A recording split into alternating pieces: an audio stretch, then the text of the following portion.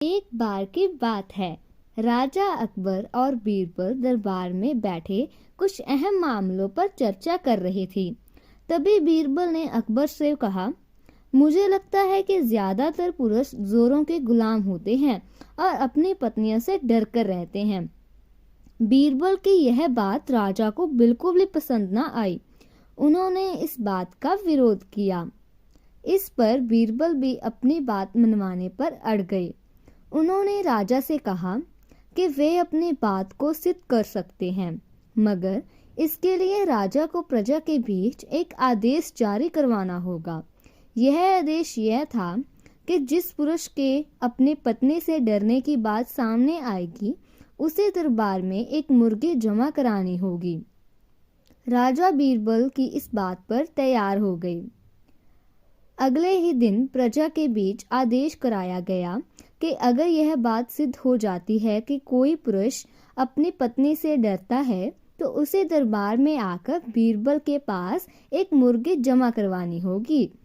फिर क्या था, देखते ही देखते बीरबल के पास ढेरों मुर्गियां इकट्ठा हो गई और सैकड़ों मुर्गियां महल में घूमने लगी।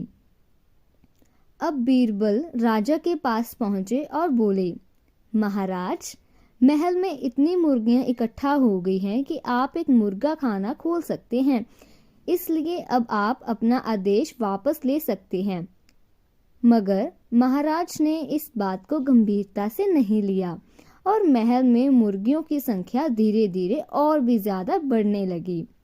इतनी अधिक मुर्गियां महल में जमा हो जाने के बाद भी जब राजा अकबर बीरबल की बात से सहमत नहीं हुए, तो बीरबल ने अपनी बात सिद्ध करने के लिए एक नया उपाय निकाला। एक दिन बीरबल राजा के पास गए और बोले, महाराज, मैंने सुना है कि पड़ोस के राज्य में एक बहुत ही खूबसूरत राजकुमारी रहती है। अगर आप चाहें तो क्या मैं आपका रिश्ता वहां पक्का कराऊं? यह सुनते ही राजा चौंक उठे और बोले, बीरबल, तुम ये कैसी बात कर रहे हो? महल में पहले से ही 2 महारानियां मौजूद हैं। अगर उन्हें इस बात की भनक भी लगी तो मेरी खैर नहीं होगी। यह सुनकर बीरबल ने तपाक से जवाब दिया, चलिए महाराज, फिर तो आप भी मेरे पास 2 मुर्गियां जमा करा ही दीजिए।